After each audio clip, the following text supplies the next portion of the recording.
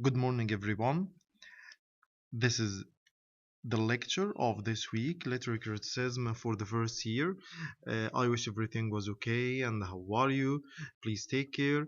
Here we have Dr. Hassan with me. Wants to say hi. Hello everyone, I hope you're doing very well at your homes. Please stay at your homes and we're going to make sure that you're going to receive those videos which are related to our course, the criticism course, on a weekly basis. Please be prepared and open your papers. We have stopped last time by this point. This leads Plato's theory of forms. I would like to remind you that we have done or we are done with the Plato's theory of forms, and now we understand his concepts regarding the different variations or different editions or versions of world, the perfect world or the ideal, and the world of forms. And please remember what is or this theory of forms mean. When I asked you to remember or to imagine a chair, and you remembered or you gave me different variations and different examples for chair as this example before your eyes, and we reached the conclusion that there is what is called the transcendental ideal or the perfect world, the world of perfection, and the space-time or the world of forms. The world of forms is a rational and unchanging world. As you well know, or as Dr. Muhammad mentioned, that for Plato, the world is mainly divided into two parts. There is a perfect world where things exist in its ideal perfection, and another world which is our own existence. The world of physical appearance is irrational. So our world is mainly a copy of the ideal world. This is a very important point that you should or must understand very well. It is changeable. Not everything in this world is exactly the same as it exists in this ideal world. The mind or soul belongs to the ideal world, the body and its passions to the physical world. This is also another idea how Plato perceives the world in a double manner or in a double folded manner, that there is also another world which exists. Everything in this world exists in perfection, but in our physical world, things are just a copy, a second copy of another perfect first copy. Please underline the second, the third notes you have. The word of physical appearance is irrational. Irrational. This is no rules, no perfect, no ideal form, and it's changeable. And this is completely is refused by Plato. Then let's move to the second point.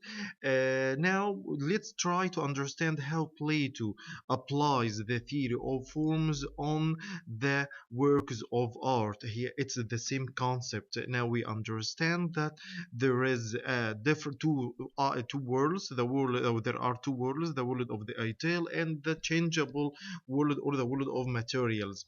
We discussed this example before, the example of the carpenter, and the carpenter is the one or the best one who understands the reality of a chair, not us, not everyone else. So we call that the carpenter, when he makes a chair, so he makes a copy of the ideal form or the form or the ideal a chair.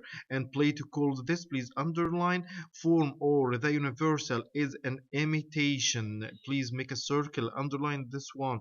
It's imitation. That's why we will call this later the theory of mimesis or the theory of imitation. Why we call this imitation? Because Plato defines the changeable or the world of materials. Of course, this is not the ideal. The world of materials as the perfect world or the end. The unchangeable world or our world, material world, is the imitation or different copies of the world or the ideal world. Then we have this copy. This third picture, it's a paint or an image of a chair. This one, the first one, is the ideal one, the one that the carpenter understands and defines as the perfect one. The second one is the real chair that a carpenter makes or imitates the ideal, and there is a painter who paints or made an image for the perfect. So this means that the carpenter is one step away from the reality. The painter is two steps away from the reality. Now check the following. For Plato, a painting of a chair represents an imitation of imitation. Why do we call this imitation and this is imitation? Yani, this means this is an imitation and this is imitation. This is the first imitation that the carpenter made. Made from what? Made from the ideal world. So he imitated the ideal world. And the painter, or the painting of a chair, is an imitation of the wooden chair. So imitation of the perfect world. How this theory is related to art? This is actually related to how poems are being created. So Plato explains that in the process of creating poetry, usually the poet creates a third copy, exactly as Dr. Muhammad mentioned, that the third paint that has been painted by the painter, exactly the same applies with the poet who creates a third copy or a third reality, which is not the same exact reality which exists in our world, and also is not the same reality which exists in the first reality, which is the ideal reality in the very beginning.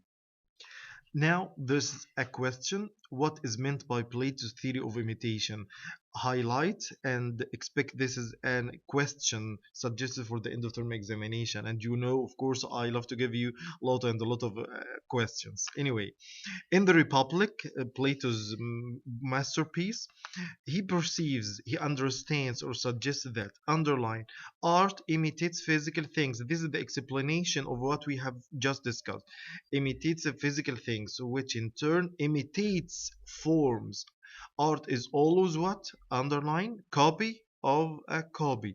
Takes us away, and please make a circle here, away from the truth and towards illusion. That's why I told you 2 lectures ago that Plato defines a poet as being 2 steps away from the reality, and he also defines poetry as the fatherhood or the mother of falsehood.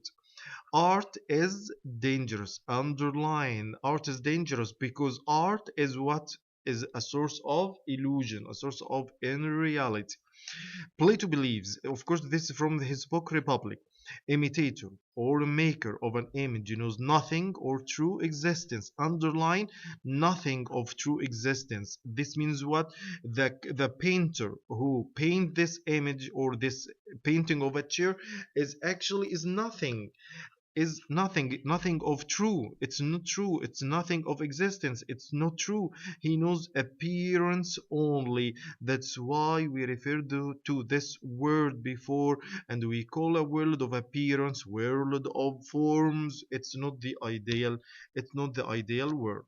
Now, this is a very important question. Again, please highlight and expect this for the end of term examination. The question is, what do you think? This is of course, what do you think? So when you come to answer this question, please use your own language depending on your understanding. Don't copy paste from the material. Which one does Plato favor more? The poet or the carpenter, and why? Don't forget and why. So the answer, of course, he prefers the carpenter, and we are going now with Dr. Hassan to understand the exact answer of this question. And of course, you have to justify your answer. Please, Dr. Hassan. Okay, the answer: Plato believes that a poet should be banished, removed from reality, because he is like the painter who does not know the reality of the chair, while the carpenter who manufactures this chair knows its reality. This means that Plato finds out that poets are merely imitating an imitation, as has been explained previously, that the process whereby the chair has been created, is actually it takes three processes: that the real carpenter who exists in our world imitates the real existent chair which exists in an ideal world, and creates a third copy. Exactly in the same manner, Plato regarded also poets, that they create a certain type of art which is a third reality. It's a reality of the second reality, which means our real existence. And this real existence is, from the perspective of Plato, is an imitation of a very first beginning existence, which is the ideal world. So as you can see here, the categories. So we have poets equivalent to imitators of mere shadows. Those shadows are actually What is meant here by shadows is that the objects which exist in our real world. Poetic art, as for Plato, is conceived as a copy of a copy. So actually, what exists as a copy in our world, um, poems or poets actually add to this copy an additional copy, which is the third copy created. So poets for Plato are irrational, untrustworthy, and damned. This is, of course, reflected. Go on, Sorry Dr. for Muhammad. interruption. This reminds you with what Plato said earlier, that the poets must be banished from the society, must be condemned to death, must be completely isolated, or to get rid of the poets and the poetry, because it's irrational, untrustworthy, and so they must be completely vanished. Plato's Allegory of the Cave could be applied to the modern time of technology. We need you to watch this Video, video. please check your YouTube for this video entitled with Plato's Allegory of the Cave 2016.